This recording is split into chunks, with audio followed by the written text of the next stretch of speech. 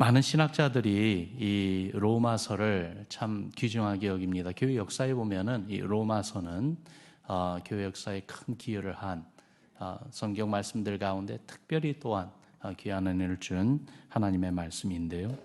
많은 신학자들이 성경을 그 보석을 끼워놓은 반지에 비유한다면 로마서는 그 반지에 있는 보석이고, 특별히 로마서 가운데에서도 16장까지 전체 가운데 특별히 이 8장, 우리가 매일 성경 그 진도에 따라서 오늘 이제 8장 말씀을 보는데, 이 8장은 그 보석이 발하는 빛이다, 그렇게 비유를 합니다. 저도 개인적으로 이 성경 말씀 가운데 특별히 로마서 8장을 참 좋아합니다. 왜냐하면 이 로마서 8장은 예수 그리스도 우리 주님을 믿음으로 의롭게 된 크리스천, 우리 성도의 존재가 어떤 존재인지에 대해서 명확하게 말씀해 주고 있기 때문에 그렇습니다. 여러분, 우리 오늘 본문으로 삼는 1절부터 17절까지 말씀 우리 한 목소리로 함께 선포합시다. 함께 읽습니다. 시작. 그러므로 이제 그리스도 예수 안에 있는 자에게는 결코 정죄함이 없나니, 이는 그리스도 예수 안에 있는 생명의 성령의 법이 죄와 사망의 법에서 너를 해방하였습니다. 율법이 육신으로 말미암아 연약하여 할 수 없는 그것을 하나님은 하시나니 곧 죄로 말미암아 자기 아들을 죄 있는 육신의 모양으로 보내어 육신의 죄를 정하사 육신을 따르지 않고 그 영을 따라 행하는 우리에게 율법의 요구가 이루어지게 하려 하심이니라. 육신을 따르는 자는 육신의 일을, 영을 따르는 자는 영의 일을 생각하나니 육신의 생각은 사망이요 영의 생각은 생명과 평안이니라. 육신의 생각은 하나님과 원수가 되나니 이는 하나님의 법에 굴복하지 아니할 뿐 아니라 할 수도 없음이라. 육신에 있는 자들은 하나님을 기쁘시게 할 수 없느니라. 만일 너희 속에 하나님의 영이 거하시면 너희가 육신에 있지 아니하고 영에 있나니 누구든지 그리스도의 영이 없으면 그리스도의 사람이 아니라. 또 그리스도께서 너희 안에 계시면 몸은 죄로 말미암아 죽은 것이나 영은 의로 말미암아 살아있는 것이니라. 예수를 죽은 자 가운데서 살리신 이의 영이 너희 안에 거하시면 그리스도 예수를 죽은 자 가운데서 살리신 이가 너희 안에 거하시는 그의 영으로 말미암아 너희 죽을 몸도 살리시리라. 그러므로 형제들아, 우리가 빚진 자로되 육신에게 져서 육신대로 살 것이 아니니라. 너희가 육신대로 살면 반드시 죽을 것이로되 영으로서 몸의 행실을 죽이면 살리니, 무릇 하나님의 영으로 인도함을 받는 사람은 곧 하나님의 아들이라. 너희는 다시 무서워하는 종의 영을 받지 아니하고 양자의 영을 받았으므로 우리가 아빠 아버지라고 부르짖느니라.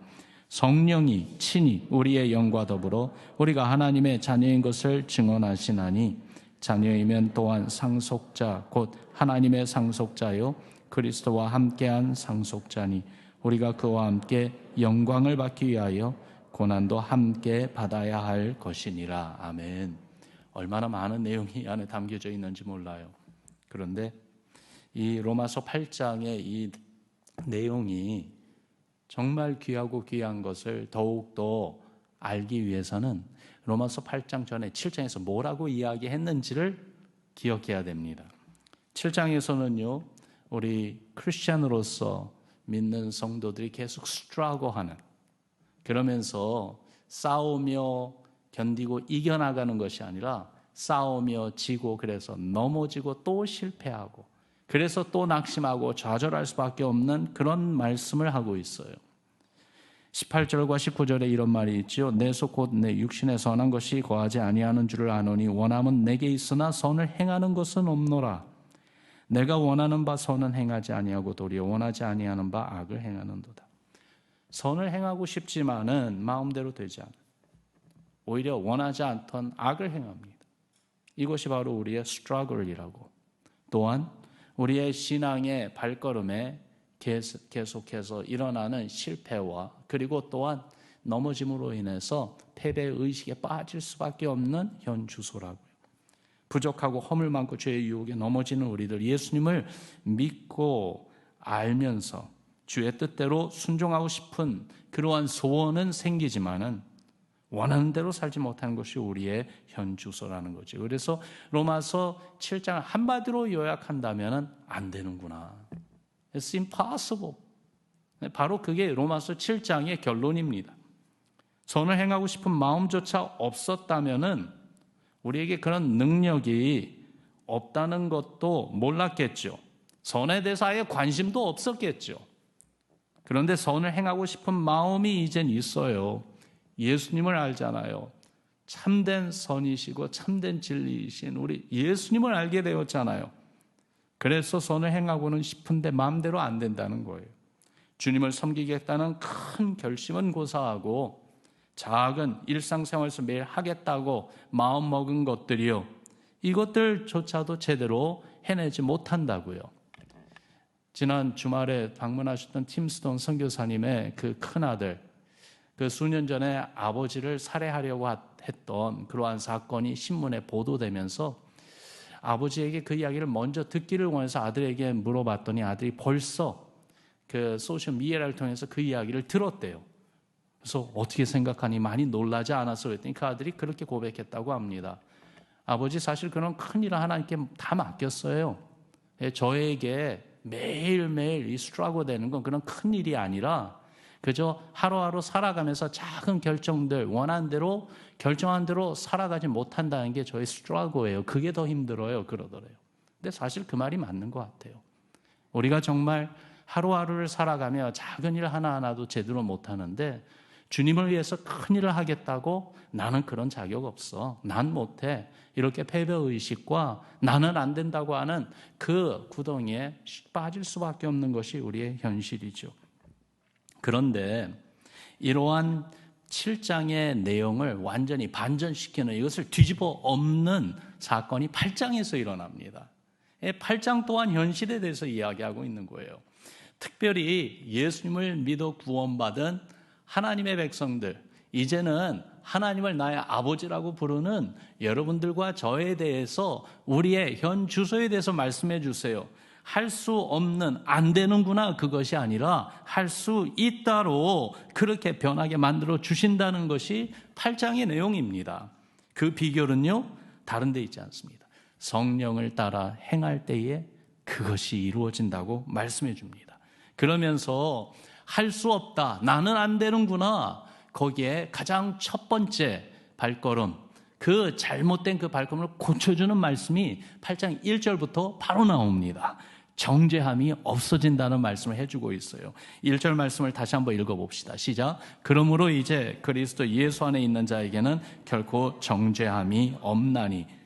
여러분, 이거보다도 좋은 소식이 아마 없을 거예요. There's no more condemnation. 너는 죄인이다.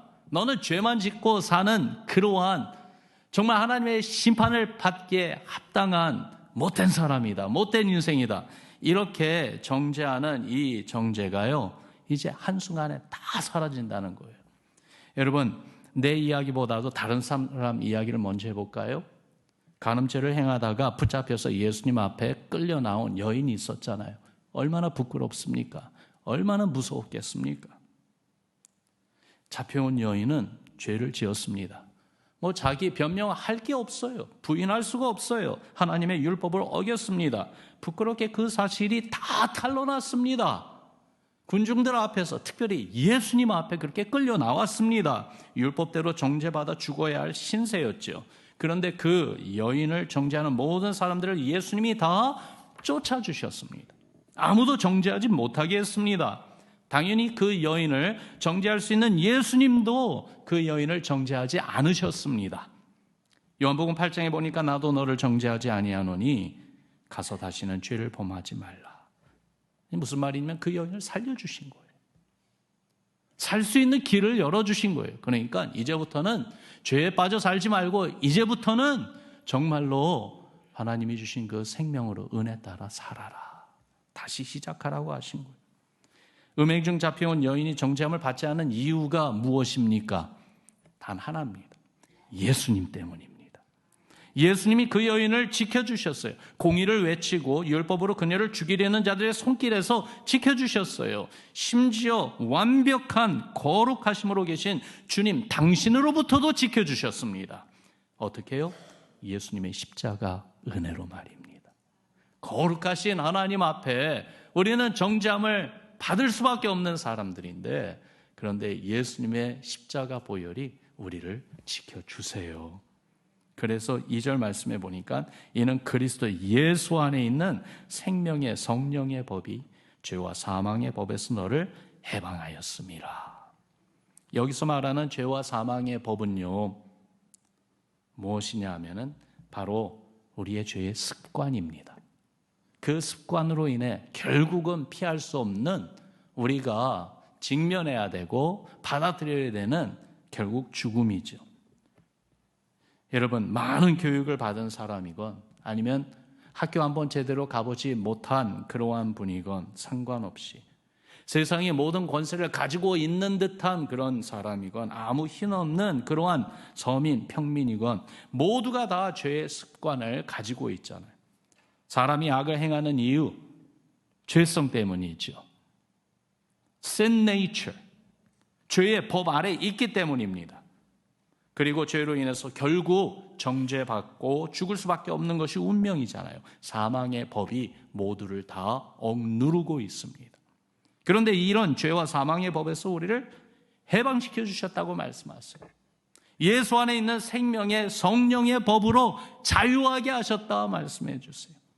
그러므로 예수 안에 있는 우리에게 주신 은혜, 내 죄로 인해서 내가 받아야 할 정죄와 심판을 예수님이 십자가에서 다 받으셨다는 그것, 물과 피를 다 흘리며 죽으심으로 모든 정죄와 심판을 예수님 당신이 친히 다 받으셨다는 그것만이 아니라 이제는 죄와 사망의 권세를 이기시고 부활하셔서, 그래서 살아계신 주님이 우리를 지켜주신다는 것, 내가 부활이요 생명이라고 하신 주님이 우리가 죽어도 다시 살아나게 해주신다는 이 생명의 성령의 법이 있음을 알게 하셨어요. 깨닫게 하셨어요.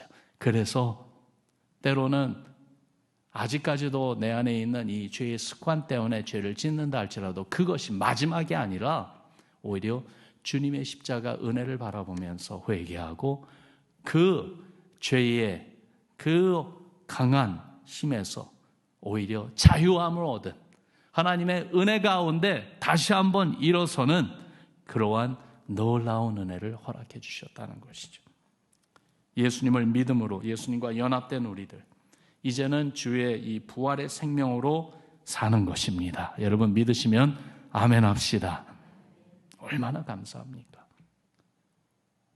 우리를 얽매고 완전히 우리를 묶어두었던 죄와 사망의 법에서 자유하게 하셔서 이제는 생명의 성령의 법으로 주의 성령이 우리의 마음을 주장하시고 격려하시고 끌어주시는 대로 하나님의 기뻐하시는 그 뜻을 따라 살 수 있도록 해주셨다는 것입니다. 그러면 성령이 우리 안에서 일하실 때에 변화가 일어나는데 어디부터 변화가 일어나냐면은 먼저 생각이 바뀝니다. 5절 말씀을 보니까 육신을 따른 자는 육신의 일을, 영을 따른 자는 영의 일을 생각하나니 그랬습니다. 육신의 일을 생각하는 것에서 영의 일을 생각하는 것으로 바뀐다는 거예요. 육신의 일 다른 것 아닙니다. 어떻게 하면은 잘 먹고 잘 입고 잘 살 수 있을까? 그게 육신의 일이에요. 생각해 보면 여러분, 그거는 보편적으로 모든 사람들이 다 추구하는 거죠.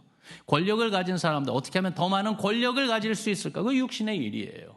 많은 부를 가진 사람, 어떻게 하면 더 많은 부를 쌓을 수 있을까? 많은 친구를 가진 사람, 어떻게 하면 더욱더 많은 사람들에게 호감을 얻고 더 많은 명예를 얻을 수 있을까? 이게 다 육신의 일이에요. 욕심, 그리고 또한 조금만 더 많이, 더 좋게 그것을 추구하며 살아가려고 하는 거예요.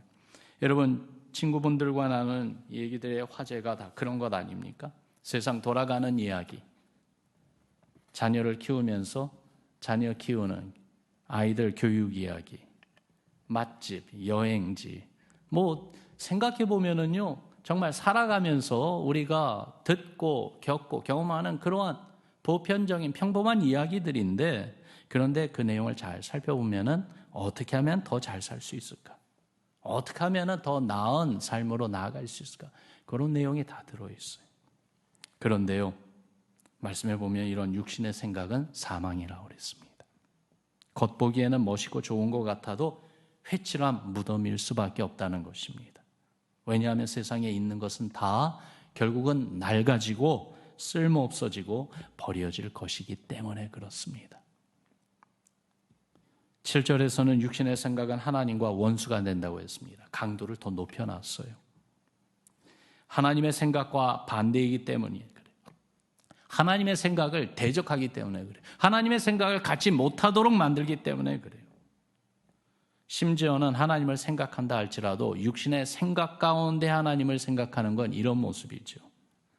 하나님도 결국 내 성공을 위한 하나의 존재로 그렇게 낙하시키는 것 말입니다. 여러분, 그게 우상숭배 아닙니까? 참 이런 생각을 해볼 때에 우리 한국교회 안에 우리가 아는 한 단어 있죠. 참 무서운 단어라는 생각이 들어요. 뭐냐면 기복신앙. 기복신앙. 하나님이 복 주시는 분임은 분명합니다. 복의 근원은 하나님에게 있습니다. 그러나 하나님을 믿는 그 궁극적인 이유가 내가 이 세상에서 복받기 위한 수단, 방법으로만 끝난다면 심각한 문제가 있죠. 이런 마음과 생각은 하나님과 원수가 되는 것입니다.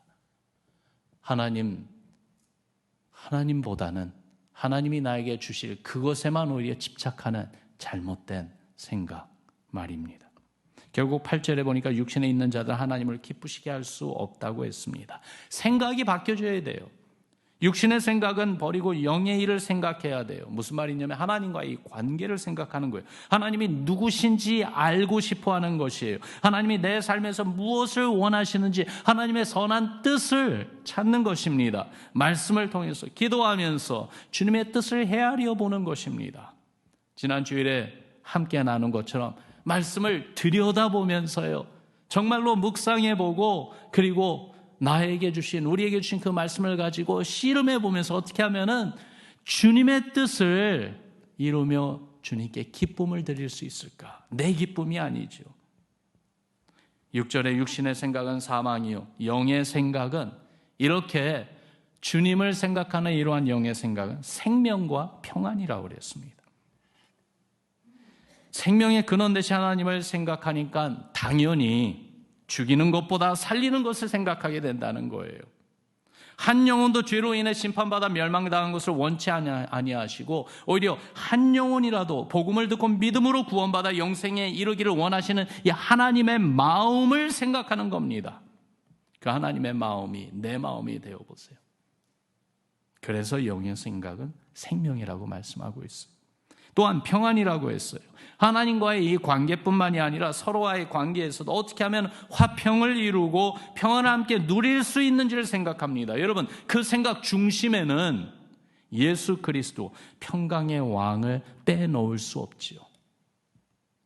주님이 어떻게 화평을 이루셨는지, 그 주님의 섬김과 그리고 희생을 생각하며 그런 주님의 모습을 따라가게 되는 것이죠. 생각해 보면은 세상에 많은 권세 잡은 자들이 우크라이나의 이 전쟁이 이제는 종료되기를 원해서 수고하고 있습니다. 그러나 우리는 압니다. 그 전쟁의 종료를 가져와 줄 수 있는 사람이 있다면은 그분의 마음에는 예수님이 충만히 있어야 되지 않을까라는 생각을 해봅니다. 결국 평강의 왕은 우리 주님밖에 없습니다. 여러분, 우리의 일상생활에서도 그렇다면은 육신의 생각이 아니라 영의 생각으로 바뀌어야 되는 이것이 얼마나 중요한지요. 어떻게 바뀌어집니까? 너무나도 감사한 것은 내가 무엇을 해야 하는 것이 아니라는 사실이에요. 8장에서 거듭 말씀해 주시는 것이 우리 안에 들어오신 성령님이 이런 놀라운 변화를 우리 가운데 일으키신다는 말씀입니다. 이게 얼마나 기쁜 소식인지요. 그러므로 9절에 이렇게 증거합니다. 우리 9절 말씀 같이 읽읍시다. 시작. 만일 너희 속에 하나님의 영이 거하시면 너희가 육신에 있지 아니하고 영에 있나니 누구든지 그리스도의 영이 없으면 그리스도의 사람이 아니라. 그리스도의 영, 성령을 가리키는 것인데 성령이 내 안에 함께 하실 때 이렇게 생각이 바뀌는, 영의 생각을 하며 살아가는 그러한 하나님의 백성으로 변해간다는 것입니다. 여러분, 이런 확신이 내 안에 있다면 우리 같이 아멘 합시다. 성령은 그리스도를 증거하는 분이에요. 2주 전에 나눈 말씀 기억하시죠? 성령 충만은 다른 거 아니라고 그랬어요. 성령 충만은 어떤 특별한 성령의 은사가 막 나타나고 그게 성령 충만이 아니에요. 그거보다도 더욱더 근본적으로 성령 충만은 성령이 구원받은 성도의 삶 가운데 이루고자 하시는 그 일이 강하게 나타난다는 것인데, 그 말은 다시 말해서 예수 그리스도의 그 충만함이 나타난다는 것이죠. 예수님이 누구신지, 예수님이 가르치신 것이 무엇인지 생각하고 깨닫는 대로 순종하며 살아가는 성도의 삶, 예수의 향기가 드러나고요, 예수의 이름이 자랑되고요, 그러면서 예수님의 모습이 보이는 듯한 그러한 성도는 성령 충만한 분이죠. 성령은 또한 그리스도를 이렇게 증거하는 영이에요. 예수님을 믿고 예수님의 뜻을 따라 살게 하시는 것만이 아니라 그러한 삶을 통하여 예수 그리스도 주님이 증거되게 하시는 분이 바로 성령님이십니다. 오직 성령이 임하시면 너희가 권능을 받고, 그 다음에 뭐라고 그랬어요? 내 증인이 되리라, 그렇게 말씀하셨어요. 그래서 성령의 권능과 연결된 것은 증인의 삶이에요. 성령이 없다면 반대로 그리스도의 사람이 될 수 없습니다. 그러나 성령이 내 안에 거하시면, 성령이 나와 함께 하시면 나는 그리스도의 사람입니다. 여러분, 내 안에 성령이 거하신다는 것 어떻게 압니까? 16절 말씀 이렇게 말씀하고 있어요. 같이 읽습니다. 시작. 성령이 친히 우리의 영과 더불어 우리가 하나님의 자녀인 것을 증언하시나니. 저에게도 육신의 아버지는 딱 한 분밖에 없습니다. 아버지 같은 분들이 많이 계셔도 정말로 아버지 하면서 부를 수 있는 분. 여러분, Father's Day가 이제 다가오고 있는데 그렇게 아버지라고 마음이 가고요, 자연스럽고요, 그렇게 부를 수 있는 분은 한 분밖에 없어요.